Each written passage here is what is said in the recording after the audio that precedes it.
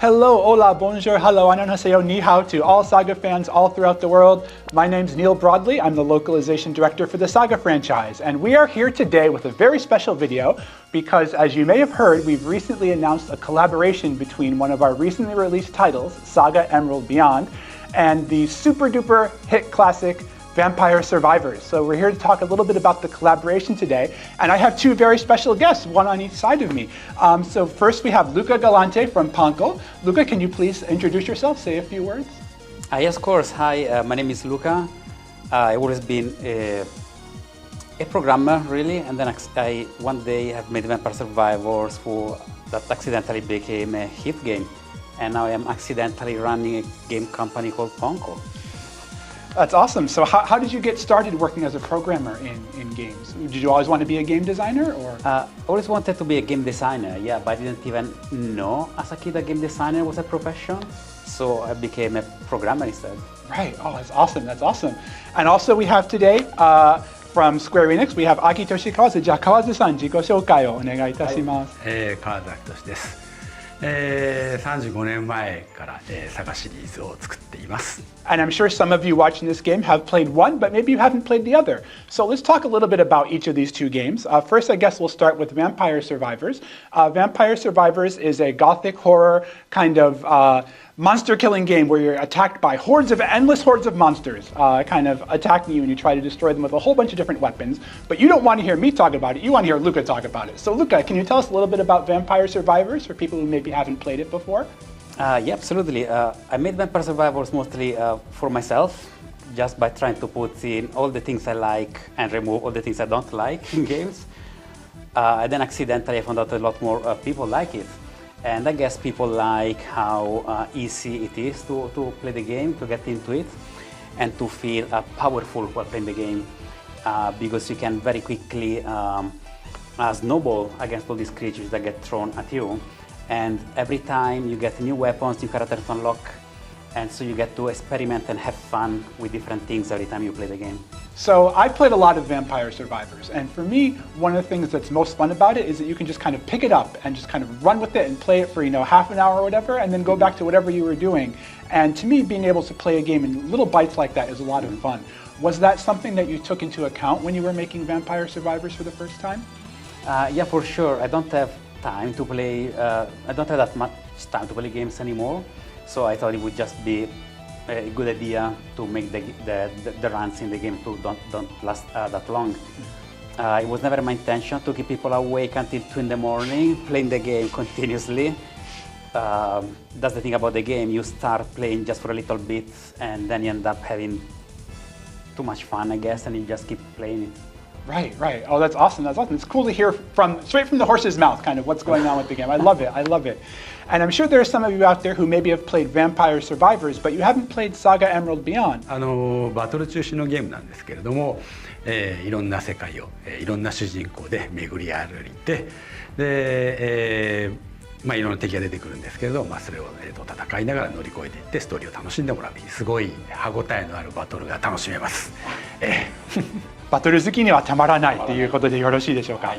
So that's a little bit about each of our games. We heard a little bit about Vampire Survivors. We heard a little bit about SaGa Emerald Beyond. But I kind of want to talk to you kind of a little bit about who you both are. So Luca, you've been to Japan before? How many times have you been to Japan before? Yeah, you've been in Japan a couple of times already. Okay. And every time is just business meeting after business meeting after business meeting. So I never got to enjoy much of Japan or visit that much of it. Did you take some time to be able to kind of see the sites while you were here too, or was it also, again, just mostly business for you while you were in Yeah, Japan? specifically for this trip, I booked more days, basically, to try and visit a bit more Japan. And instead, those days got filled up with business meetings as well. But it just reflects who I am, but always working, always focused on just making new things, really. So maybe then the next time you come, you can actually put business aside and then just, go to an onsen, go to some temples, kind of enjoy your time a little bit. But I'll try. Let's see what happens. See what happens? クリエイターとしての信念といいますか、こういうところを気にしてゲームを作ってますよっていうようなところもしあれば教えていただきたいんですけれど。せっかく自分で作るわけですから、他のゲームでは体験できないようなゲーム性を必ず入れていくっていうのをいつも気にして作ってますね。ね。はい、SaGaシリーズいつもフリーシナリオで、どこに行ってもいいっていうふうに作るんですけれど、そのせいで次何をしたらいいかすごく分かりづらいところがあったので、今回は設定の段階から、主人公たちが次に何をするべきかがこう見えているっていう設定を入れて、そうすることで、プレイヤーが迷わないで済む、次のステップにどんどん行って、次のチャレンジを、やっていけるようにっていうところをちょっとこう、世界観からそういうのを入れてみました今回は。So Luca, what was your first impression upon meeting Kawazu-san? Well, for me, Kawazu-san has always been an inspiration when it comes to game design. So it was a very, it's a bit surreal to be able to meet him in person. So it was really good because I was able to talk to him a little bit about game design and how much the SaGa series has inspired me to think outside of the box and to try different things with games. Thank you very much, Luca. じゃあ川津さん、初めて会ったということなんですけれども、会ってみてどうですか？そうですね。ゲーム業界の、方、にはよく会うわけですけど、実はクリエイターの方に会うのって多分初めてなんですよ。ですからこう想像してたような方とはちょっと違ってるんですよね。もっとこうなんていうんですかね、こういう言い方していいのかどうかわかんないですけど、もう少しオタクっぽい人かなと思っててもうエンジニアっぽいっていうかビジネスマンっぽいっていうか、そういう方だっていうあんまり思ってなかったので、初めて見て、こういう方がやっぱりゲームを作るんだなっていうのはすごいこうちょっと新鮮っていうか、不思議な感じがしています。So obviously we've got this collaboration between SaGa Emerald Beyond, the SaGa franchise, and Vampire Survivors. And I'm sure a lot of people who are watching this video are kind of wondering, how on earth did these two very disparate games come together? You know, how did we settle on this kind of collaboration? So I guess I'd like to turn the floor over to you, Luca. How did this come about? Why are we here today? How did this actually become a thing? So I've always been very influenced by the SaGa series when I make games or prototypes. And for example, in Vampire Survivors, there are actually a couple of references to the SaGa series that I wasn't expecting anyone to ever pick up. And instead, fans of SaGa did pick them up and were very surprised and happy to see that there were other people out there who know those little things about the series. So while the two series are completely different, I feel like there is something at the base of the design philosophy for both series about making something that is fun, that immediately puts the player in the action and just have fun with the systems of the game. Maybe the complex battle systems of SaGa, or maybe the very simple system of Vampire Survivors. But the idea is always to just focus on the fun element for both. Not to mention all the flashiness of the beautiful effects of SaGa and the super chaotic effects of Vampire Survivors. There is this feeling of power that comes from both games that I feel like it works as a bridge. Vampire Survivors is also really odd when it comes to the settings. Despite starting from a very specific gothic horror settings, it then degenerates and goes a little bit everywhere. And I feel like it's something that I felt from several of the SaGa games, where the universe is so colorful and unpredictable that just makes it beautiful in a way. Thank you very much, Luca. じゃあ川津さん、それを受けて今のお話を聞いてどう思われますか？最初にコラボの話聞いた時、なんで Why って感じだったんですけどね。なぜSaGaっていうのは最初にあって、でルカさんが、SaGaシリーズが好きでリスペクトしてくれてるって聞いて、すごくそこはありがたいなと思ってます。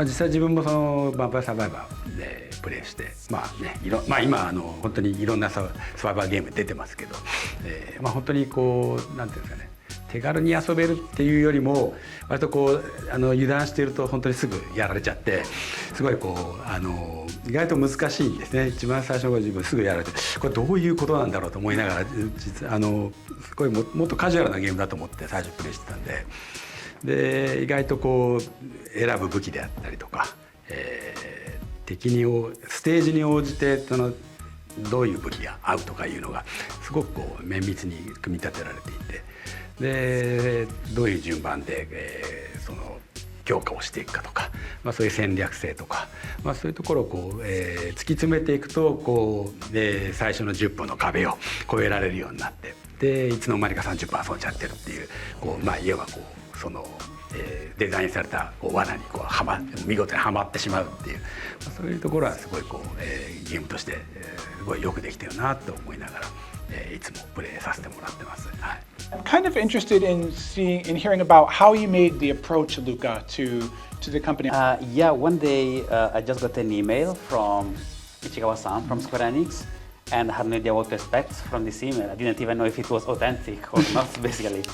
But the email was about, it contained a little GIF animation that the marketing team for the SaGa team was working on. That was depicting a very nice little game like Vampire Survivors, but with the SaGa characters. And that was beautiful. And so we just started to talk about what we could do together, and now we're here, I guess. I immediately started to throw 1,000 ideas on the table, and I was trying to sort of fit the collaboration within some very strict deadlines. I wanted that were mostly self-imposed. So over time we realized it would take longer for, this stuff takes a lot of time to do, even just the paperwork, for example.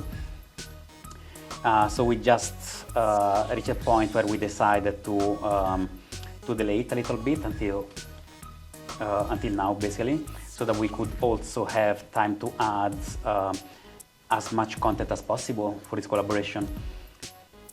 So, Luca, another question for you. I understand that when you were originally planning on doing the collaboration, you were only going to have the 6 main characters, the 6 protagonists from SaGa Emerald Beyond. And how did you decide to make so many? Because there are so many characters in the game that were not originally planned to be in the original DLC. So what was the point that you realized we wanted to do more? After playing the initial demo a little, I immediately started to understand that I would have not been able to just make those few characters. That the world is just so rich of interesting characters that it would have been impossible for me to have a very neat cut-off point. So it just makes certain characters relies on having a lot of specific party members. So I try to add those party members as special abilities for other characters, and it just didn't feel completely right. So I just ended up turning those characters into other playable characters. But then you end up in a situation where you have these extra playable characters that have a favorite weapon. Maybe that weapon wasn't supposed to be in the initial DLC plan, and now we had to add that additional weapon as well. So long story short, as I kept playing Emerald Beyond and as I kept working on the collaboration, it just didn't feel right to cut off too much content. It felt right instead to try and add as much as possible. 触ってみての感想っていうのは教えていただけたらと思いますけれども。本当にじゃあヴァンパイアサバイバーの世界の中でエメラルド・ビヨンドがどう再現されるのかっていうのは、正直最初は話聞いた段階では、全然想像ができなかったんですよね。でも実際でもキャラクターたちが動いてで実際にバトルをしているのを見るとまさに境目の世界がそこに広がっていたんで、もうどっちかというとすごいなっていう感想ですよね。Obviously, you've done a lot of DLC with Vampire Survivors today, and they've all been wonderful. I own all of them, by the way. If you don't own the DLC for this, you need to go out and buy them right now because this is one heck of a game. So, with SaGa Emerald Beyond, what were you looking to put into Vampire Survivors that was SaGa Emerald Beyond specific, or kind of what care did you take to faithfully replicate SaGa Emerald Beyond? Yeah, definitely took the famous and the main mechanics of the SaGa series as a whole, as a first thing. So, for example, the glimmers, that is such a big element of the whole SaGa series that it just makes sense to try and replicate that feeling of the surprise that you get when you get the glimmer. But then going into the more specific things of SaGa Emerald Beyond, at first it was still about trying to replicate some of the game mechanics, for example the showstopper. In Emerald Beyond, when it feels very good when a character does a showstopper and you see them using all these abilities in a row, is very exhilarating. In Vampire Survivors it was easy to replicate because we just make the character attack very quickly and so we get to a very similar situation, right? But then again, as I kept playing Emerald Beyond and started to understand and learn more about the characters, I also started to make things more specific.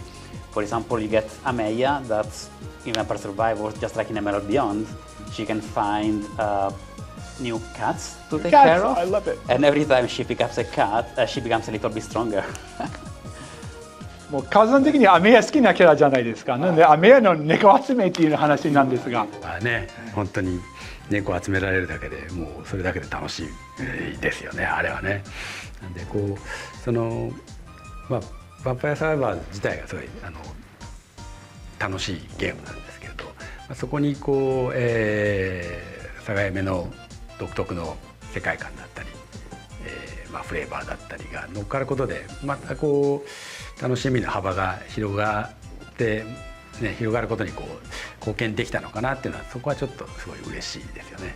はい、ちなみにちょっと僕個人的な趣味で申し訳ないんですけど、アメヤが猫を集めるっていうことはどういう発想から来てたんですか？いや最初にその猫を集めるっていうのがアイデアとして最初にまずとにかくゲームの中でなんか猫を集めようっていう、誰が集めるかあんまり考えてなかったです。最初は猫集めのアイデアが先にやって、じゃあそのアメヤが魔力を失うって設定はもともと最初にあったんで、じゃあ魔力が猫になったことにしようっていう、そこは強引なんですけど、魔女と猫親和性の高い関係ですから、そういうことで猫にしてっていう、ある意味強引なカップリングなんですけどね。なるほど。Thank you, Kawazu-san, for that.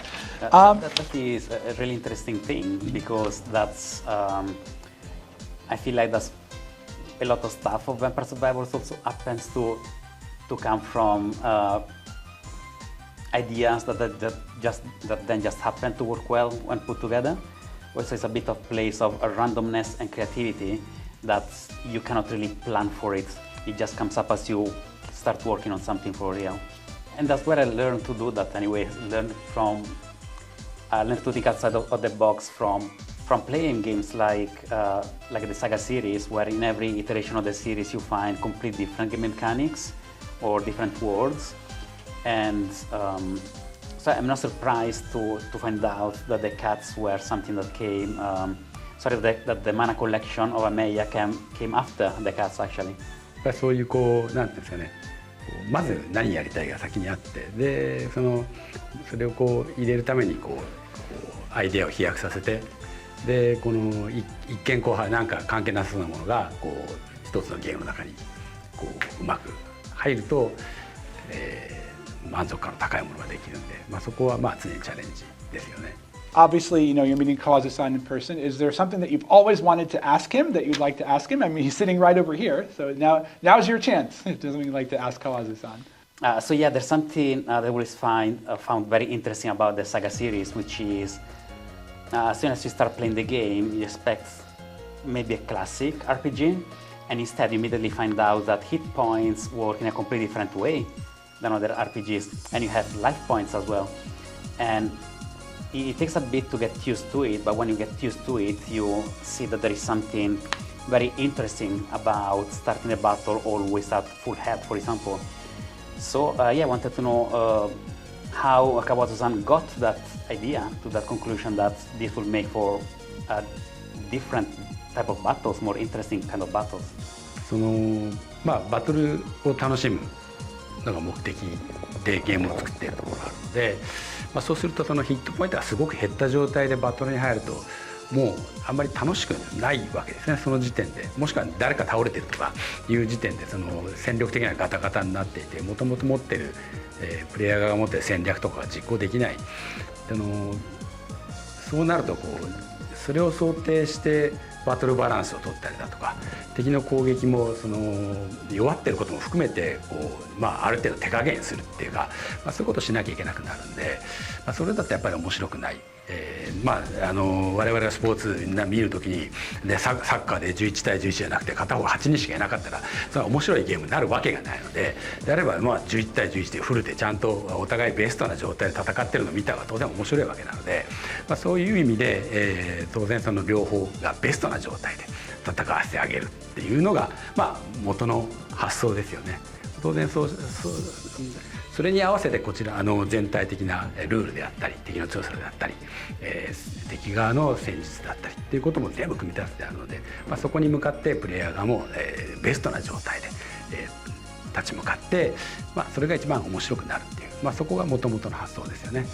でそれがでも HP が常に満タンでそうやってなってると、じゃあ、逆に緊張感はどうしてもなくなってしまうので、であればその、LP という、長期的に戦っていく中で、減っていくとだんだん不利になってくるっていう要素を入れることで、いかにLP を減らさないで戦うかっていう、そういうチャレンジもプレイヤー側に、してもらうっていう、それを、一種のペナルティになるわけなんで、そこを持つことでその、ゲームのテンションを保つっていう、そういう工夫のために、HP がフルになって、その代わり LP が減っていくっていうルールを入れたっていう形ですね。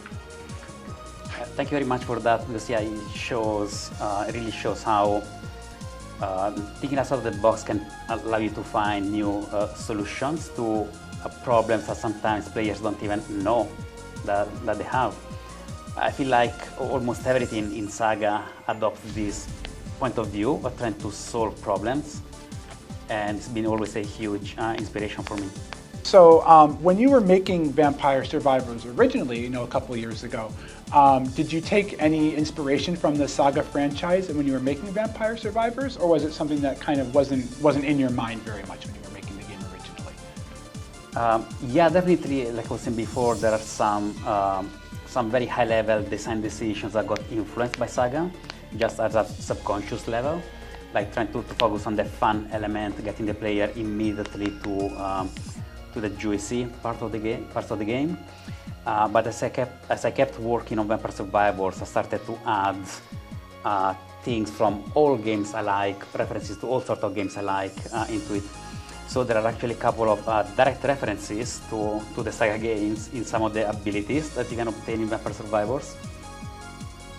And yeah, it's been really cool to see some fans finding out about these references and being shocked that could actually have been a reference to SaGa, because it's not very common, especially in the West, for people to know SaGa very well. Obviously, Vampire Survivors is a stalwart in the genre. It's kind of like the marquee. It basically spawned a genre, basically, of different games. And you've done a lot of collaborations with various franchises and IPs and stuff like that. Would you ever consider maybe not changing, but kind of altering the way that Vampire Survivors plays to make a franchise fit? Is that something you have ever considered? Or do you want to kind of, stay in your lane, I guess, for lack of a better way to put it? So there are certain things in the core gameplay that I will never change, otherwise it will change the whole idea behind the game. Like a lot of players ask for a second, to use a second stick from the controller to aim some weapons, but that would make the choice of certain weapons could be completely irrelevant then.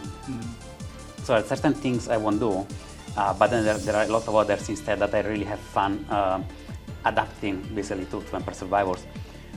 So adapting the Glimmer system was a lot of fun. It ended up working really well in the context of Vampire Survivors. And for this collaboration in particular, I also try to, without altering the main gameplay mechanics, to try to make as many references as possible to SaGa Emerald Beyond. So for example, we have Diva number 5 that can change body types, just like in Emerald Beyond. Before I was talking about how Maya can collect cats. Also certain characters, like Bonnie and Formin up here, are playable as a pair of characters instead of just being alone.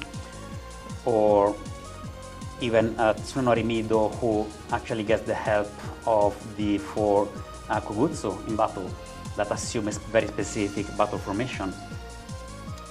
So those are all things that is really fun to incorporate in Vampire Survivors without altering the original DNA of the game, though.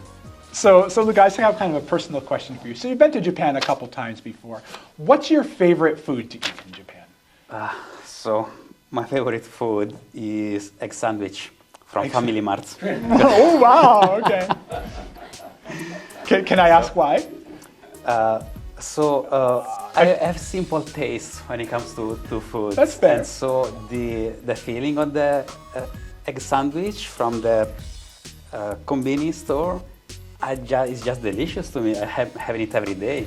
You know, it's funny you say that because I've lived in Japan 23 years now, I think at this point. 23, 20, I forget how old I am. That's how old I am. I forgot how old I am.